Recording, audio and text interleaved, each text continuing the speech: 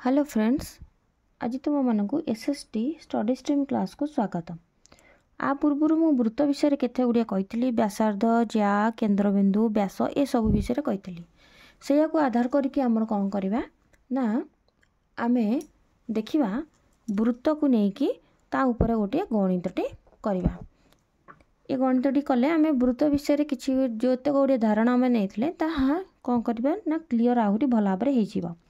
ताले देखिए प्रश्नटा देछि कौन एक वृत्तर 16 सेंटीमीटर दैर्घ्य विशिष्ट गोटे ज्या अच्छी ताले ये हूँ वृत्तर ज्या आगु देखी भी ज्या संबंधी किसी कही ताले ए बी हूँ आमर ज्या ताले यार दैर्घ्य केते 16 सेंटीमीटर। गोटे ज्या एक व्यासार्ध को ओपी द्वारा डी बिंदु रे समद्विखंड करुचे। अच्छा ओपी कौन करछि ना ओपी डी बिंदु रे कौन करछि ना समद्विखंडक करुछि। ताले व्यासार्ध कौन हम ना व्यासार्ध ओ भी गोटे व्यासार्ध हम व्यासार्ध ताले व्यासार्धर दैर्घ्य केते देछि 10 सेंटीमीटर।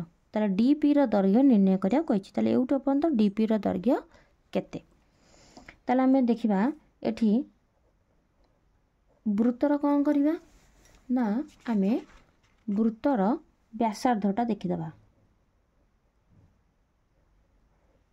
वृत्तर व्यासार्ध होची केते ओ ए केते दे देछि 10 सेंटीमीटर। ज्या देछि ए बी आमर केते 16 सेंटीमीटर।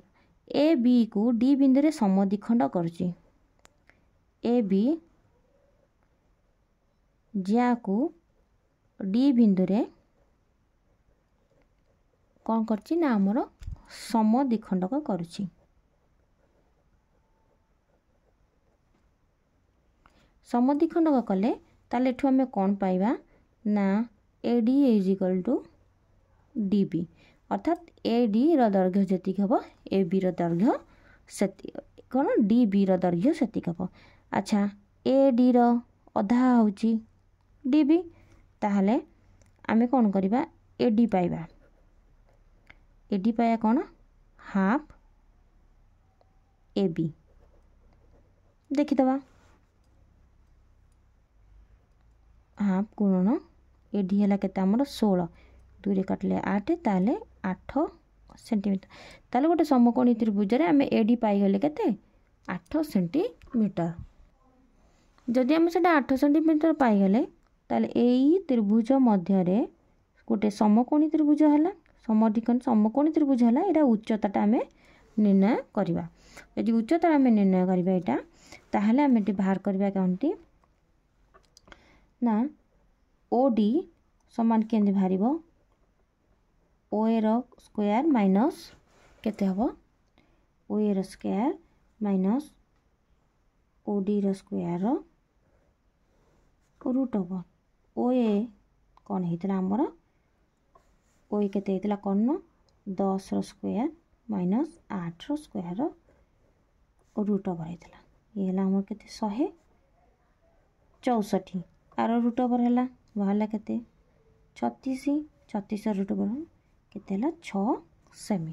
ताहले हमर एटा बाहर गेला केते ए चित्र रे ओ डी बाहर गेला 6 सेमी किंतु बाहर करिया कोछि डीपी जेहेतु डीपी बाहर करिया जाछि एटा संपूर्ण दत्त अछि एउटे तक दत्त अछि ताले डीपी टा हमें बाहर कर देबा।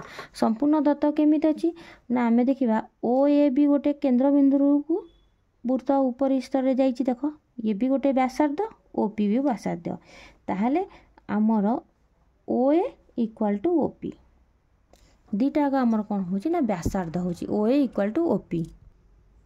ओ ए इक्वल टू ओपी हेले ताहले आमर कौन परिबो ना डी पी टा को हमें बाहर करि परिबा कौन ना ओपी रो दैर्घ्य रु हमें कौन करिबा ओपी रो दैर्घ्य रु हमें कौन करिबा ओ डी रो दैर्घ्य को वियोग कर देबा।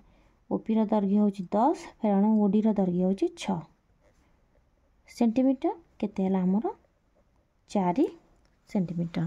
ताहले हमें कौन करि बोले ना हमें ओ डीटा डीपी टा हमें केते भारी गले ना हमें 4 सेंटीमीटर पाई गले।